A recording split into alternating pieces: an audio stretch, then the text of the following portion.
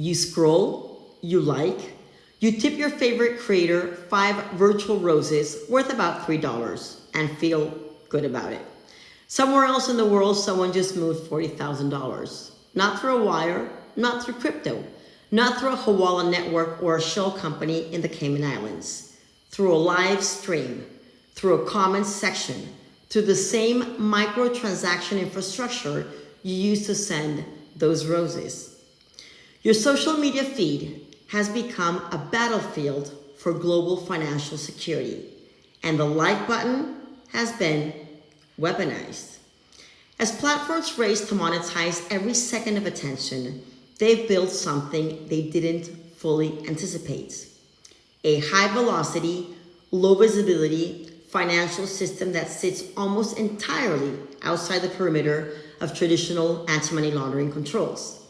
Today we're investigating why the tech giants are failing to stop this digital gold rush and what it means for the future of global financial compliance. To understand why this matters in 2026, you have to trace the evolution of what we used to call clout. In the early years of social media, attention was the currency. Followers, engagement rates, reach. These were valuable, but they were social metrics, not financial instruments in any meaningful sense.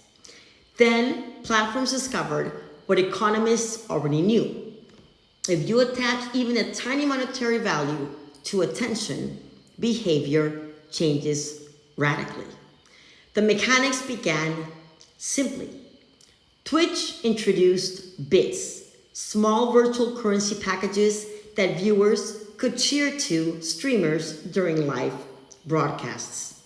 YouTube followed with super chats and super thanks. TikTok built an entire virtual gift economy around coins that users purchase and then spend inside the platform. On roses, on drama queens, on literal virtual lions that cost hundreds of dollars per animation. Instagram added badges. X added tipping. Platforms across Southeast Asia, particularly in China's live streaming ecosystem, had been running this playbook for a decade before Western platforms caught up. Here's what all of these systems have in common and why this is a compliance conversation, not just a tech one. The monetary flow in every one of these platforms follows the same structural pattern. Fiat currency in, platform credits issued, platform credits spent. Creator receives a percentage payout often weeks later, often through third-party payment processors, often across international jurisdictions. Every conversion point in that chain is an opportunity for obfuscation. And every platform has built those conversion points specifically to be frictionless, because friction kills engagement, and engagement is the product. By 2026, the aggregate value flowing through creator economy microtransaction systems globally is estimated in the hundreds of billions of dollars annually. Most of it is legitimate, but the architecture that makes it legitimate for creators makes it ideal for criminals. Let's talk about velocity, because this is the technical core of why traditional AML systems are structurally underprepared for this threat. Classical transaction monitoring is built around a set of assumptions that were reasonable in 2005. Large transactions need scrutiny. Structured deposits just under reporting thresholds need scrutiny. Cross-border wires to high-risk jurisdictions need scrutiny. What those systems were not designed to flag is 10,000 transactions of $3 each, processed in 90 minutes across 47 different sender accounts, all flowing to a single creator account in a live streaming session. Individually, each of those transactions is noise. It looks like fan engagements. And because each transaction sits well below the reporting threshold, and the platform's own internal review triggers, it clears automatically, instantly, invisibly. Aggregated, it's at $30,000 a transfer. Clean. This is what financial crime investigators are now calling micro-structuring through social platforms. And it's a direct evolution of the classic smurfing typology that AML frameworks have been chasing since the 1980s. The principle is identical. The execution is optimized for the 2026 attention economy. The creator economy's defining characteristic: high frequency, low value. Emotionally contextual transactions is precisely the profile that defeats rule-based monitoring engines. The platforms know this. The regulators are catching up. The criminals got there first. And there is a second layer to the velocity problem that makes it worse. Most major platforms do not currently hold money service businesses licenses in every jurisdiction where their virtual currency systems operates. They've argued, sometimes successfully, that virtual gifting features are not financial services products in the regulatory sense. That legal ambiguity means that in many markets, the AML obligations that would apply to a bank, a crypto exchange, or a wire service simply do not apply to the platform processing millions of micro transactions per day. Now, here's a dimension of this that I find most analytically fascinating and most underestimated in the compliance literature. The tip is not just a financial transaction, it is a public social performance. When someone sends a virtual super chat or a TikTok lion, it displays on screen. It interrupts the broadcast. The creator reads the sender's name out loud. The audience sees it. The sender gets a moment of visibility, of recognition, of status. That social reward is the entire point of the feature design. And that social architecture provides something that is extraordinarily rare in financial crime: aesthetic cover that is not suspicious by design. Think about it from a typology perspective. If I wire $15,000 to an account in a high-risk jurisdiction that requires explanation, if I purchase cryptocurrency and move it to a foreign wallet, there are blockchain analytics firms tracking that chain of custody. But if I send the equivalent in virtual roses across 17 sessions to a popular live streamer over 2 weeks, I look like a fan, an enthusiastic, generous, slightly obsessive fan, but a fan. The transaction fits its context so perfectly that questioning it feels almost socially inappropriate. This is the operational genius of the model. The criminal isn't fighting the appearance of legitimacy.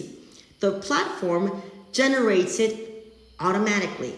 Investigators are now documenting cases, particularly in Southeast Asia and increasingly in Latin American streaming markets, where accounts with fabricated creator identities receive coordinated gifting bursts, immediately withdraw to linked payment accounts, and disappear.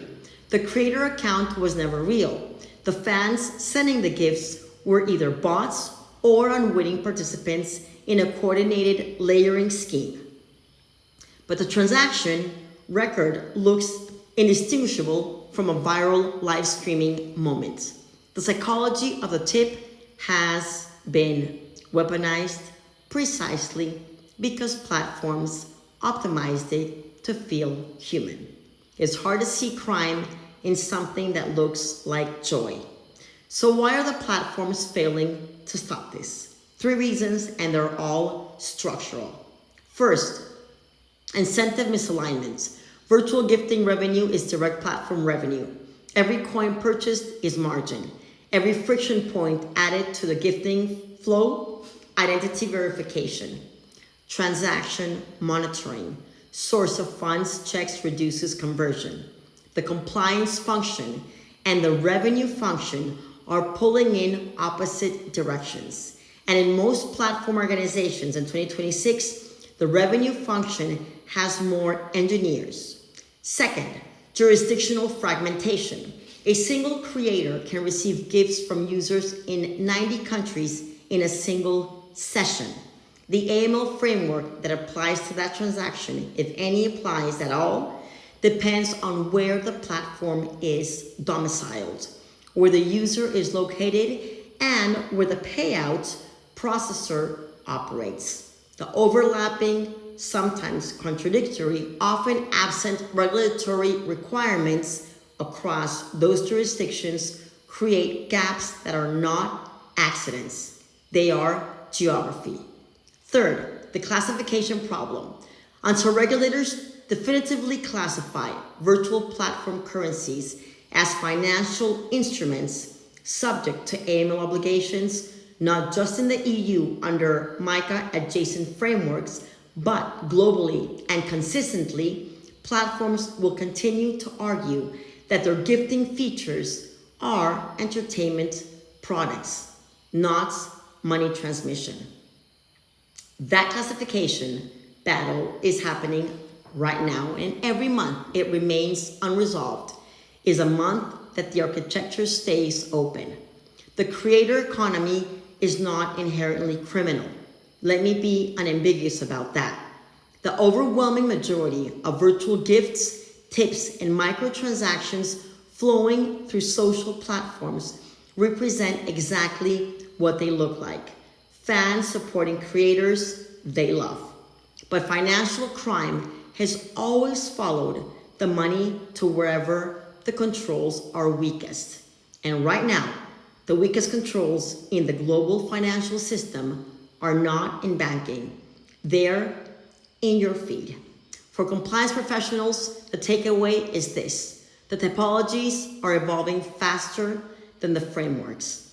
If your transaction monitoring is still built around wire thresholds and crypto wallets, and you haven't started thinking about social platform exposure, either as a risk channel for your clients or as an emerging regulatory obligation for the platforms themselves, you are already behind.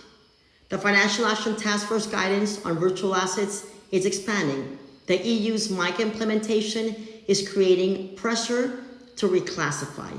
FinCEN has issued preliminary signals on creator economy oversight. This conversation is moving from academic to operational very quickly. The like button got weaponized. Now it's our job to understand it. Subscribe if you want to stay ahead of where financial crime is going, not where it's been. Links in the description for the Financial Action Task Force, virtual asset red flag indicators, and the latest FinCEN guidance on high velocity micro transaction typologies. See you in the next one.